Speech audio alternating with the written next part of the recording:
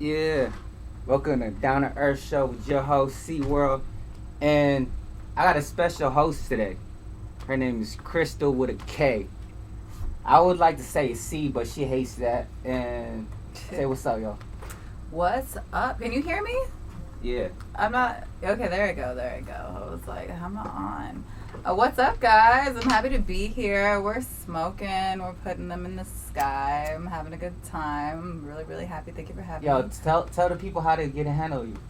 So, my Instagram, Twitter is KrystalChats, and that's Krystle chats. And yeah, that's on all socials. And what do you do, by the way?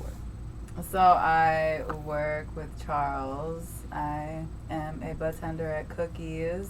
Besides that. And I'm a stand-up comedian. And I also host a podcast of my own at the Comedy Pop-Up in K-Town called The Healthy Gossip. Yeah, The Healthy Gossip. Shout out. You can find it anywhere that you can What the listen fuck to is podcasts. healthy gossip? There's no such thing as healthy gossip. Well, that's the idea behind the whole podcast, is that, like, we should actually talk about things, because I feel like especially people who are trying to kind of be in the limelight a little bit, aka comedians, actors, musicians, etc., like so many people are about being low-key, but like unfortunately so many of us keep things held in so much that it's like actually like hard on our mental health. So because of that, like I'm like, let's talk about it. And honestly, it's been an up and down like road. Like it's hard to talk about it, and like I get caught up all the time like talking about it. But I'm doing it and I like it and I have a good time. Can't wait to have you on, by the way. Yo, it's gonna be lit. But we're gonna trash so much people. I don't know. We're gonna get in trouble. Okay, that's what it's about. But tell people you do stand up, right? Yes, I do. I host a mic once a month in Long Beach. Okay. Yeah, come out. It's fun. It's always packed. It's every third Friday at the Aurora Theater. I'm looking to start my own like once a month show. So I'm looking for a venue. I want it to be once a month. I want to like book everything and book all the comics, and I just want to host it. Maybe like I'll do time too, but like that's basically what I want to start focusing on next. I was hosting a show like once a month at the Ice House, but I'm going to look for something a little closer to Hollywood. Hey, that's the same. What about the comedy club or comedy store or whatever? I mean, I have a show coming up there in the Belly Room pretty soon. You can find it I'll post it on my website, KrystalChats.com. Shout out to Josh Waldron, he was on my podcast today. But yeah, so like, I'm doing my thing. I do a lot of open mics and just focus on my podcast and have fun working at Cookies with all of you cool people. So I'm living the dream. Yo, talking about stand-up, let's talk about the king of comedy, yo. You seen that Dave Chappell shit? Yeah, like GOAT. Yo. GOAT. Like, there's like countless of shit that he said that was like crazy. But like the one he said about abortion, how do you feel about that? Like, if you guys have the option to keep the baby, we have the option to abort it or to neglect it, abandon it. Yeah, to abandon it. Yeah, I mean, honestly, in this day and age, like, I feel like that's what it's about, just simply because so many women are, like, down to have babies now without having husbands, right? Yeah. So if you're down to have, like, to me, if you're the husband, then, yeah, like, by law, you absolutely, like, have to take care of the kid. So they're, like, that little kid shit, you know how, like, they always blame the dad not being there and shit, so... Well, if it's because he literally, like, the mom wanted him there and then he just bounced and just didn't want to be part of the family anymore, well, that really sucks because, Maybe, shit. But motherfuckers are horny and they just want to fuck. I mean, that doesn't mean they want to have a kid. It's true. And then, they can have abortions, but, like, and that's why I always, like, it's a case-by-case scenario. Like, it goes so deep. Like, you don't know what the relationship is with that person. Did the girl burn the guy initially? Here. Probably. I don't like hitting it when it's this small. And that's what she said. If you look at my ass here at home, like all so what type of weed you be smoking? I waste some weed, bro. I'm not even gonna lie. Crystal, what weed? At home I just finished my blueberry cruffin, London pound cake. Like honestly, like the goal is just to have like an ounce of pound cake just chilling in my crib at all times. out of something natural. I smoke out of natural. I do joints, like cones, and the hemp. I smoke out of the hemp and stuff. And plus, I smoke in my apartment. You need backwards. No, but I smoke in my apartment. I don't want that shit, like, all over my clothes and stuff. You know what I'm saying? I like to smoke. And maybe if I'm smoking outside. I smell like weed. I smell like weed all the time anyway. So, hey. Yeah, but if it's natural, it's different. We're going to go back to a music break, and we're going to have our special guest pop in. His name is Steve-O. He's lit. This episode's really called Trap or Die, because he's about to tell all the trap shit.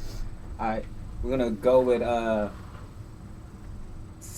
Stick by My Side. I've been listening to this shit like 5 times in a row before I got here. This shit's crazy. Why is song so fucking short, too? This shit should be fucking at least 5 minutes, yo.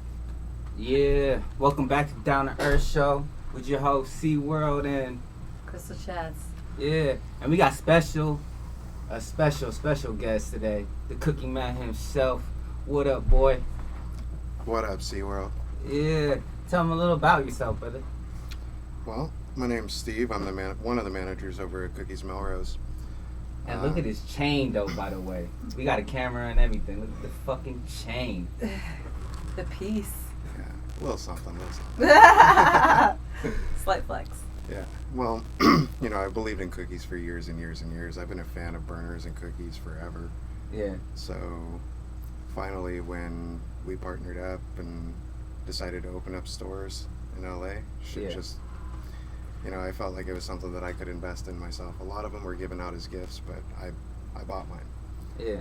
It's something that I support and I feel good about, Proud to be part of Cookies. So Cookies not your first shop, right? You've been out here, right? Nah, yeah. Before Cookies, I'd been managing trap shops for about 8.5, 9 years, all over the South Bay, all over the Valley. So I've been around, a lot of crazy stories from the trap shops. Completely different from the legal side now. Oh yeah. Oh yeah. What type of different? Because you know how we work at Cookies Melrose and shit, and we can't even smoke in that shit. You feel me? So how different was it? You feel me? Well, there definitely was no smoking rule. Definitely no smoking rule. We were getting high as fuck every day, I swear. 3 people would run a shop.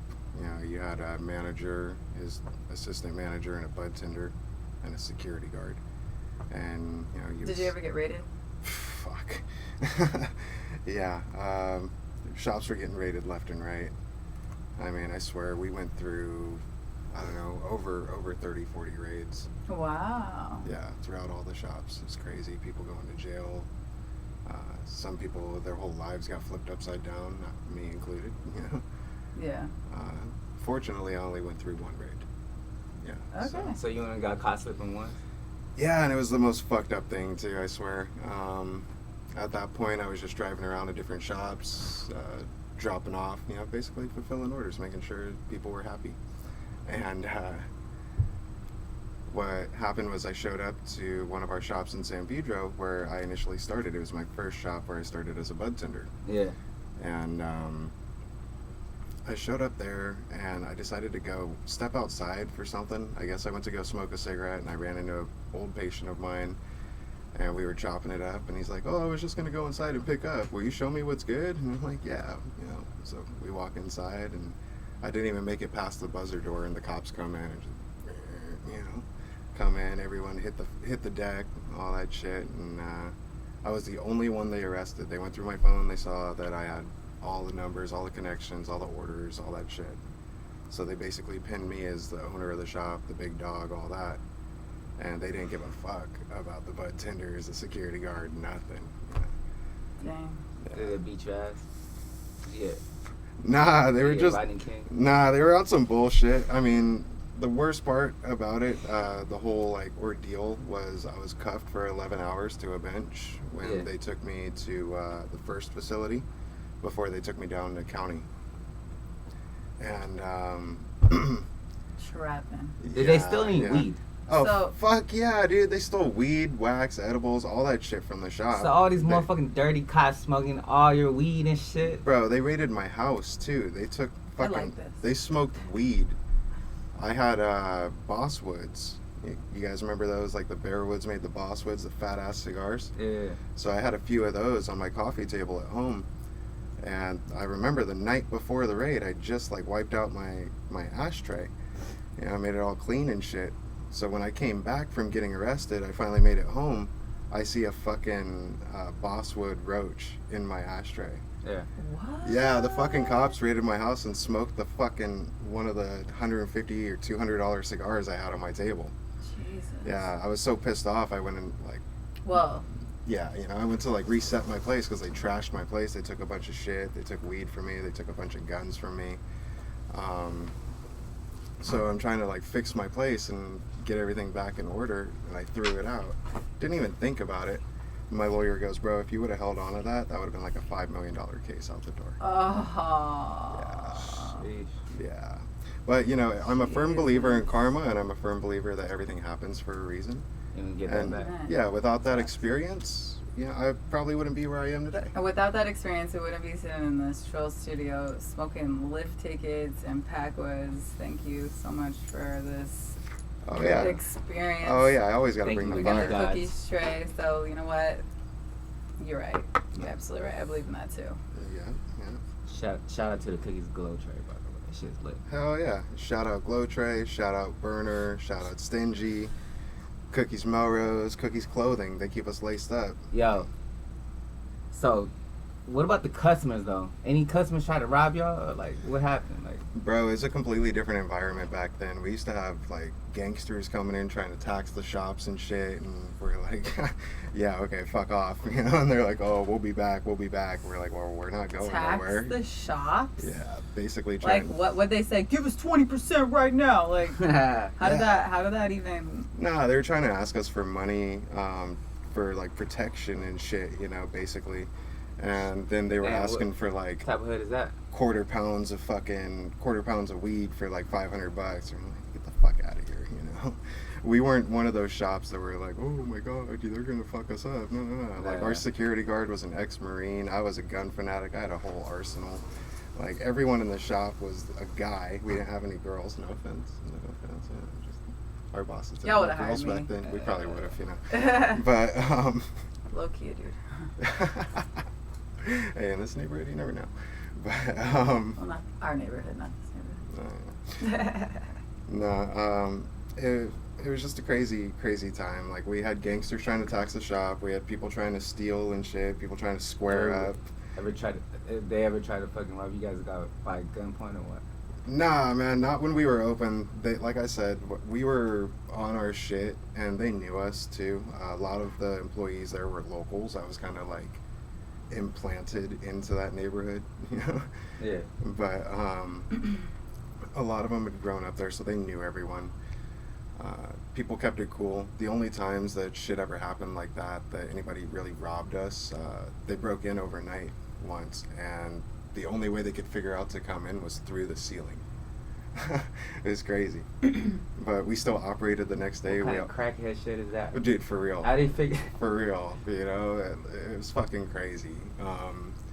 But we always got there like 15, 20 minutes early before work. So we got there the next day and we see that we got broken into, and we're like, oh fuck, you know, we can't let our customers know because then they're going to see that our shop has a weak point, you know? Yeah.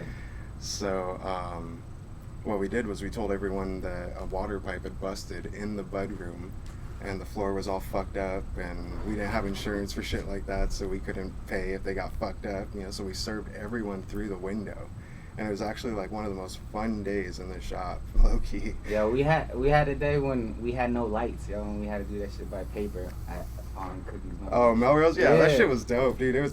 I called it Cookies After Dark. Yo, we had no lights. We were doing paper to do the fucking math and shit. Were you there with us? No. No. Oh shit. Yeah, no, it was cool. Like. That was recently? Like a month, like 2 months ago. Well, it's happened to us twice now. Oh yeah. But no, it was like 2 hours. We had 2 hours left in the You day, guys and then think we these finally people got in the neighborhood, lanterns. like, No, it was some Oh. bullshit with DWP. while people cutting cords and stuff? Yo, we're gonna take a real quick break though. We're gonna put the one of the most influential stoners of the day. We're gonna put Wiz Khalifa on right now, and